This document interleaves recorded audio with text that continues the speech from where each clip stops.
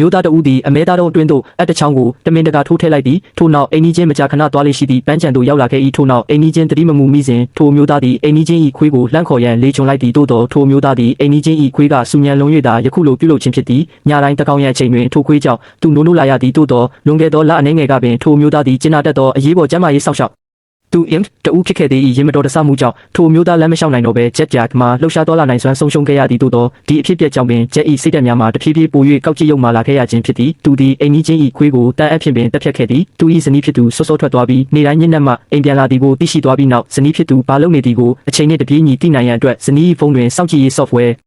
တခုထည့်သွင်းလိုက်သည်တနေ့တွင်ဇနီးဖြစ်သူကသူလေးပို့လိုက်သည့်စာတစ်စောင်ကြောင့်စာကြည့်ခန်းထဲမှအကြောင်းကြားစာအတန်း notification ရုတ်တရက်ထွက်ပေါ်လာသည်ကိုသတိပြုမိသွားသည်သူမတစ်ခုခုမှားယွင်းနေပြီဟုခံစားလိုက်ရ၏ခင်မုန်းဖြစ်သူ၏ကွန်ပျူတာဖန်သားပြင်ပေါ်ရှိအရာများကိုမြင်တွေ့သွားပြီးနောက်ဇနီးဖြစ်သူမှဒေါသအကြီးအကျယ်ထွက်သွားခဲ့သည်ခင်မုန်းဖြစ်သူကသူမအားတစ်လျှောက်လုံးစာကြည့်နေခဲ့သည်ဟုမိသူများမျှော်လင့်မထားခဲ့ပေဇနီးဖြစ်သူသည်အိမ်များသိမ်းဆည်းကချက်ချင်းထွက်သွားခဲ့တော့သည်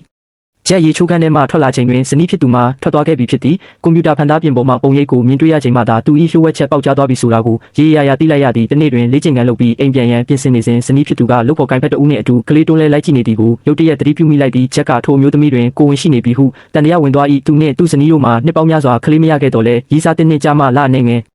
အတွင်ကိုဝင်ရသွားခဲ့သည်ဂျက်မှာချက်ချင်းဆိုသလိုမနာလိုဝန်တိုစိတ်များလွှမ်းမိုးသွားခဲ့သည်လီဆာဝဲဆာကိုပြန်လည်ရရှိရန်အတွက်ဂျက်သည်မေးစေးအချို့ကိုဝယ်ယူခဲ့ပြီးလီဆာ၏အလုပ်ခွင်သို့သွားကသူမ၏အနောက်ဘက်တွင်တမင်တကာပေါ်လာခဲ့သည်အိမ်မှာသူမ၏ပစ္စည်းများစွာကျန်ရှိနေသေးကြောင်းနှင့်သူမအတွက်ပစ္စည်းအလုံးသိမ်းဆည်းပေးထားပြီးဖြစ်၍လီဆာကိုလာရောက်ယူဆောင်စေခြင်းကြောင့်ဂျက်ကပြောလိုက်သည်ထို့ကြောင့်လီဆာမှာဂျက်၏လက်ကွက်အတွင်ကြားရောက်ကအပေါ်ထပ်သို့လိုက်သွားခဲ့သည်သို့သောလီဆာသူမ၏